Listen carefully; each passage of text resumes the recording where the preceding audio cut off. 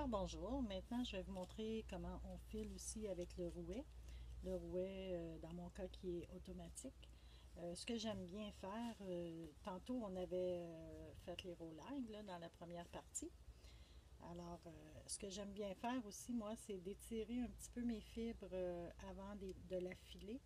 Je trouve que c'est plus facile. Alors ça, c'est notre belle fibre de chat qu'on avait tantôt. Alors, je l'étire un petit peu. Il ne faut pas trop tirer parce que sinon, c'est sûr que ça va briser. Tire un petit peu juste pour l'étirer pour qu'elle soit plus facile à filer. Ça m'a pris beaucoup d'heures pour apprendre à filer avec la fibre de chat et de chien. Je vous dirais que j'ai commencé plutôt avec des fibres d'alpaga, de mouton mérino. C'est comme ça que je me suis pratiquée. Et par la suite, c'est avec des fibres de chat et de chien là, que je me suis informée à une toiletteuse, puis elle a accepté de me donner tous les poils lorsqu'elle faisait la toilette des animaux. Alors, je l'ai étiré, voyez-vous. Maintenant, on va commencer à la filer sur le rouet automatique. Voici mon rouet. On va s'organiser pour que vous voyez bien.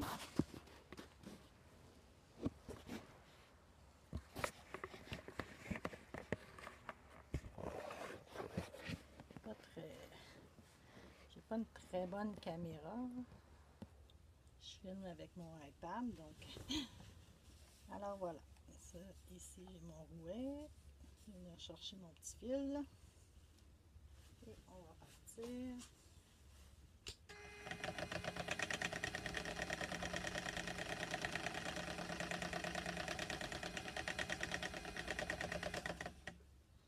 Je le sentais en train de se briser, là. C'est pour ça que je suis arrêtée. Ça m'a pris vraiment beaucoup d'heures, des centaines d'heures de pratique avant d'arriver à faire le filage de fibres chat ou chien. C'est pas aussi facile que de filer de l'alpaga ou du mouton. Avec beaucoup d'heures de pratique, j'y suis arrivée et j'en suis très fière parce que c'est très marginal hein, de filer du poil de chien ou de chat. Je pense que ça peut faire en sorte de garder un beau souvenir de notre animal. On peut se faire des beaux objets. On peut se faire des tapis, on peut se faire des vêtements.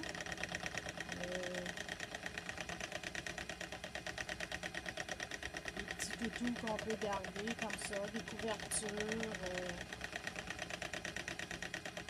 J'aime bien faire des petits animaux ou des tapis avec ces fibres-là. C'est sûr que ça prend, notre animal doit avoir un poil long, là, sinon c'est plus difficile. Là.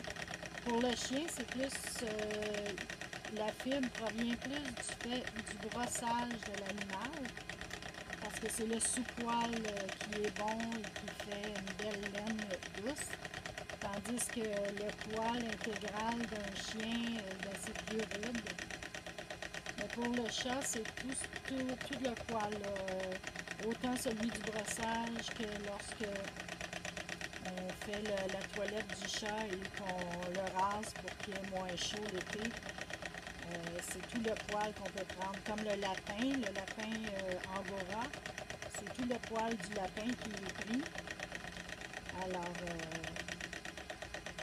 voilà, c'est le filage.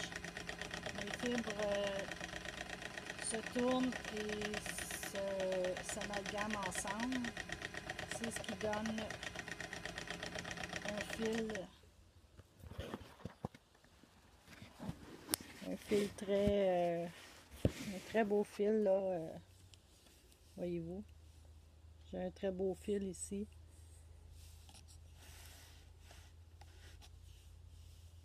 Et voilà, c'est l'action de filer. Il est solide aussi.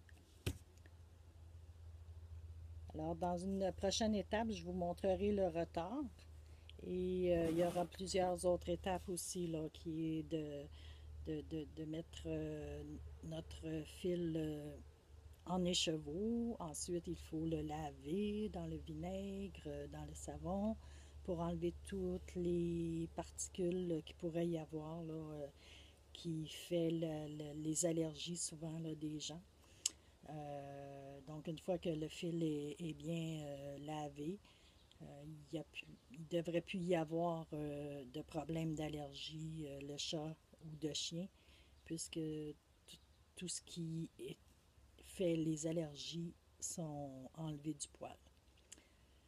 Alors voilà, ce sera pour une prochaine vidéo. Merci beaucoup. Au revoir.